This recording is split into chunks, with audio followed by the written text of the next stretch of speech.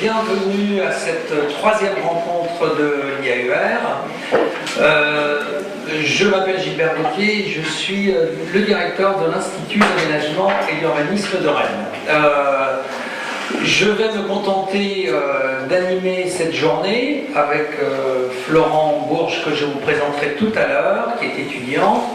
Et sans plus tarder, je passe la parole à Jean-François Moulin, qui est le directeur de l'école d'architecture.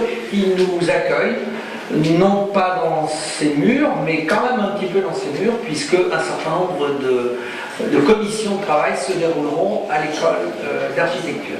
Donc je cède immédiatement la parole à Jean-François Moulin, le directeur de l'école d'architecture.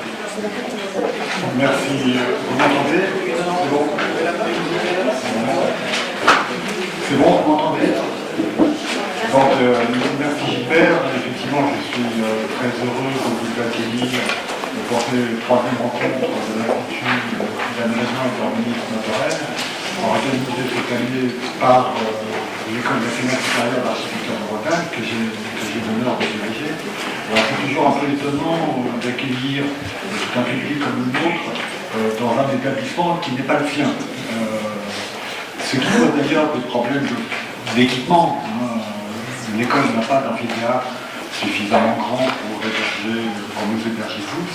On peut se demander s'il faut un amphithéâtre important dans chaque établissement ou si on ne peut pas mutualiser ces équipements qui sont déjà peut-être intéressants.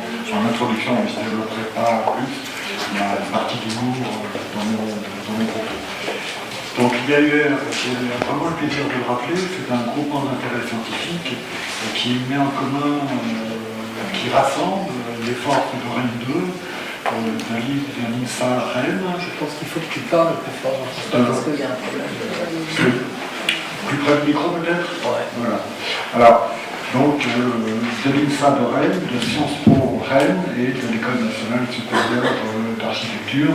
Et j'ai vraiment plaisir à le rappeler parce que ça fait partie de ce qu'on appelle la politique de site qui fait que les établissements qui sont proches puissent mettre des choses ensemble.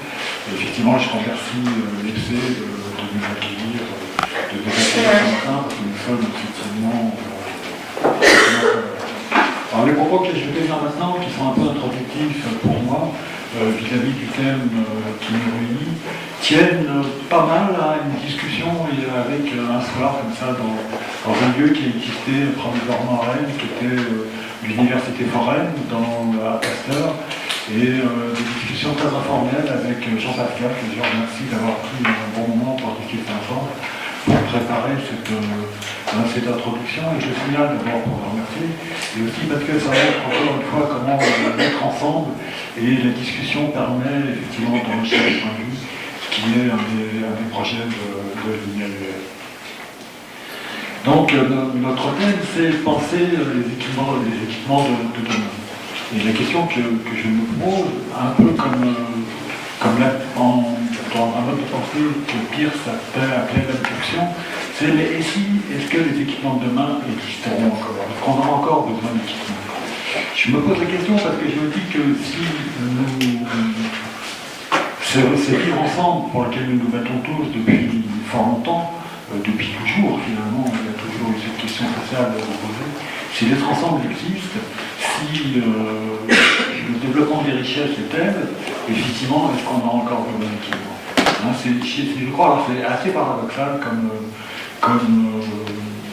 raisonnement, mais ça me semble intéressant de poser cette question. Un petit exemple qui m'est venu pour illustrer cette question, c'est la question du covoiturage. Nous savons tous que la loi Macron prévoit peut-être, si j'ai noté, la libéralisation du développement des lignes d'autocars, d'autobus, et la SNCF, elle n'a pas peur de ça. La SNCF, elle a peur du covoiturage. Et on sait tous que le covoiturage se développe très très vite. Et est-ce que ce n'est pas un exemple où la société civile, nous tous, nos enfants, très souvent, les gens plus jeunes, prennent en charge un certain nombre de besoins de déplacement. Et il y a une offre qui se développe, mais de façon spontanée. Il y a des sites internet qui marchent à ça, mais c'est vraiment la société civile qui, toute seule, a évidemment des nécessités auxquelles il faut répondre. Mais c'est peut-être plus des nécessités que des besoins sociaux, des nécessités d'individus. Et ici, je pense que si, donc, il y a effectivement ces réponses qu'on a construites, sont des réponses quand même extrêmement normatives. Et on a tous, enfin, ceux qui sont peut-être un peu moins jeunes que les autres, les années 70, on avait des recueils de programmation qui étaient par taille de commune, et c'était, ça donnait un CVS 300, un CVS 600, ça donnait des mètres carrés, et tout était à la norme était courante. La société de l'équipement, le ministère de l'équipement date de 65, on a équipé le territoire à partir de ces normes. Alors déjà, il y a eu des réponses à l'époque, et j'ai repensé en préparant ces quelques mots à un livre de Jacques Dreyfus qui s'appelait La ville disciplinaire, qui était un livre qui est sorti dans les années 70 sous l'édition KDD. Je l'avais prêté, on ne l'a jamais rendu. C'est un bon livre, c'était un très très bon livre. Alors c'était dans la suite de la pensée de Michel Foucault, bien sûr, hein, surveiller et punir, mais effectivement, où il disait, mais la ville, alors c'est pas qu'il y a un flic, pardon, j'utilise ce terme, c'est pas qu'il y a un policier derrière chacun d'entre nous, c'est comme le disait Sartre, les flics sont dans l'autre avec la justice. Et qu'effectivement, cet équipement contribue à normaliser la société. Et ce qui est intéressant, c'est que déjà Dreyfus était ingénieur général des ponts, était aussi enseignant à Sciences Po Grenoble, et je crois que c'était, si je me rappelle bien, un des fondateurs de l'Institut d'urbanisme de Grenoble, je ne sais plus son titre exactement, qui manipulait un peu les deux cas. Alors, bon, ça me permet de critiquer quand même cette notion de besoin social, enfin, pour poser en quelques mots, hein, je ne suis pas du tout un spécialiste des équipements.